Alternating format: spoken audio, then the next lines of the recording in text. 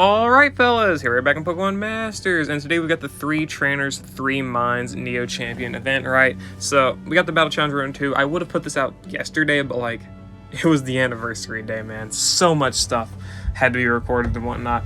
And there's still more that needs to be recorded, but I think I should probably put this out before it gets a little bit too late. So, this is how you can do the Battle Challenge Round 2 missions. Semi-free-to-play, yeah, semi-free-to-play. There are some things that I have, obviously, that some people may not have, but mostly you don't need a lot of the stuff that I'm showing you, right? So, looking at the first mission, we have clear it with 1 ice, electric, and fire sync pair. Quite annoying, honestly, quite annoying of a mission. And then down here we have 3 Kanto characters, right? Because Neo Champions, right? They're all fire, ice, and electric. All Kanto characters, makes sense. So, we got the missions here. Big problem with this battle is mostly the fact that they have tough, I forget what it's called, tough something. Fucking something, I don't know. It's basically, if you don't do super effective damage, they mitigate your damage by 50%.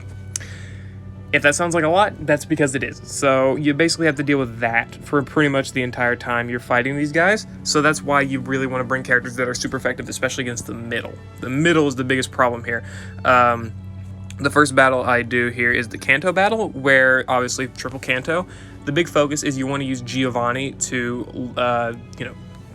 whittle down the sides, even though he's not doing super effective damage. Obviously, the sides have lower defensive stats and HP, so you can deal with them a lot easier than the middle.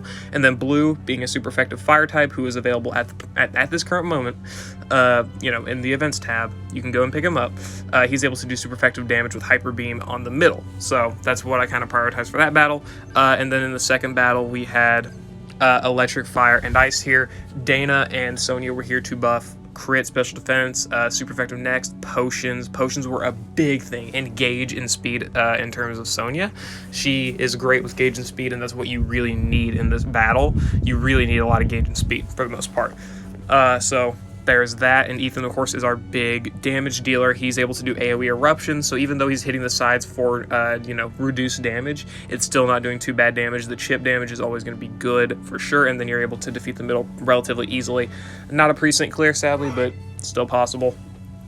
Dana and Sonia here, obviously being electric and ice, they have spark and frost breath respectively.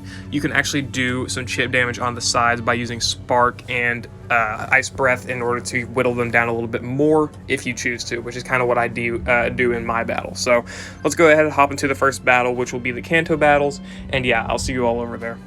Alright, so here we are with the Kanto battle, right? This is pre-recorded footage, because you do need to get a little bit lucky here in order to do the win. Big thing is that you want to get NPR on Janine's trainer move so you can get some speed buffs. Again, speed buffs are big. Do probably grid her for Team Sharp Entry 1, so you got that covered. Blue, honestly, his grid doesn't matter outside of maybe Hyper Beam move gauge refresh, because that is going to be helpful in order to keep the gauges going right. Giovanni, as I said, just damage the sides with his psychics. Leave the middle for Blue. Maybe pop 1 psychic in there or something to make sure you get that KO during this, right before they use the sync move, whatever else. But yeah, mostly save the sides for Giovanni, especially with the sync move being a free-to-play EX character. If you don't have Giovanni's sync move, probably just use Blue's, really. I don't know how this will go if you don't have Giovanni's sync move, because as you can see, the damage he's able to do with it is pretty big, right? I think the damage that he's able to do to these sides is very, very notable. So if you don't have his EX, I honestly don't know what to say. Maybe just target one of the sides. Try and take out the Butterfree, because the Butterfree has AoE moves. The Pidgeot mostly spams like Giga Impact and Brave Bird, which are powerful moves, but at least they're only single targets, so you can kind of deal with them that way. But you may want to get a little bit lucky. You can also try and go for Poison with Janine, which I do end up going for here, and it ends up working out relatively well. So if you do choose to go for a Poison route, go for it, man. Go for it, whatever works. So that's what I end up doing here. I'll show the grids after the battle here, but this was able to get us a free-to-play win with 3 Kanto characters and get ourselves that tech coin, right? So not too bad. They get poisoned there. Blue, Giovanni finishes them off with the psychic. There you go, right? So yeah, that's the battle. Let's go look at the sync grids and whatnot. So yeah. Okay, the sync grids I've got here for Janine, lucky skill is just vigilance, you know, normal stuff. Theme skills are maxed. Big thing, trainer move NPR for the speed buffs. First aid 4 for healing is really, really good. Team sharp entry 1 doesn't really need explain too much. Grid for blue is mostly just a modified grid for my Swift stuff, which I literally just pick up Hyper Beam NPR. Sorry, that's the wrong node. Hyper Beam NPR here. Nothing else really helps them, honestly, because I don't use the sync move. Oh yeah, Team Speedy Entry, actually. Team Speedy Entry is a big thing to also pick up. So if you're, like, limited on sync orbs, literally just get Team Speedy Entry here, as well as Hyper Beam move Gauge Refresh, and that's pretty much all you need for him. You can grid him however you want. Honestly, just make sure you have those two things. And Giovanni is a very generic grid. I just never changed it. I don't really have a need to. He's got, like, Rain Teaser, you know, Crit Strike 3 and Honor Roll and whatnot, Smarty Pants, that stuff. Doesn't matter too much. Also, Crit Strike 2. Pretty sure blue is also Crit Strike 2. Yeah, Crit Strike 2 grid. Anyway, let's go ahead and move over to doing the fire, electric, and ice missions. That'll be fun. Here we are. This is definitely a longer battle, right? So, again, big goal here. You got to get NPR on Sony's trainer move to max Ethan's crit. That's pretty much unconditional. Just go for your X special attacks here. The grid I have for Ethan is mostly his sync grid, but honestly, I feel like going for his DPS grid may yield better results, but no, honestly, I don't even get blind spot activated, so I don't even think that would be super valuable. Whatever. Go for the super effective next right before using Ethan's sync move, so you get the good damage on that. Anytime you can, go for Sparks on the Butterfree with Sonya, and the Frost Breath on the Pidgeot with Dana. It'll work out, and just keep spamming Eruption with Ethan. Ethan's battle style never changes. Just keep using those Eruptions, and just keep doing as much damage as you possibly can.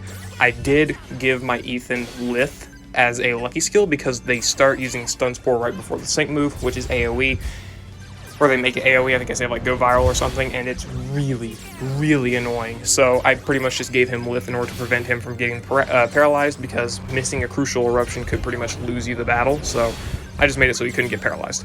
It doesn't matter about Dana or Sonya, but if you want to give them the same abilities, go for it. You don't really ever use Crispy Lucky Cookies, but hey, that's all up to you.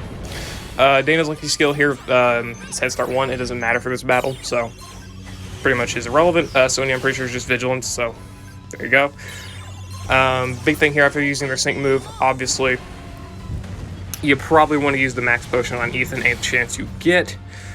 Because once they start doing a lot of damage to you, they can be pretty bad, right? So see those sparks, they're doing really solid damage against the Butterfree, so be sure to use them as much as you can, because the Butterfree's AoE moves can hurt, as you can see. It's not really too bad right now, but once they start ramping up, it can be annoying, so yeah. Anyway, we use the max potion on Ethan, giving him damage guard and fully restoring his HP, and Sonya is pretty much just able to heal herself and Dana, and you may need 1 or 2 potion NPRs just in case. It's not too hard to get those, I've found out, so it's not really that bad. But spamming Ethan's Eruptions basically just yields us a ton of results here, and just extra damage. Extra necessary damage. And using the sync move on the Pidgeot is probably the best bet at this point, so you can just use an Eruption and KO the Butterfree anyway. Potion on Sonya here was not necessary, but it does help in order to keep her alive, really. It's not necessary, but you can have 1 sync pair feint, right? You can have 1 sync pair feint for these missions, and you'll be just fine, so you'll be fine, you'll be fine.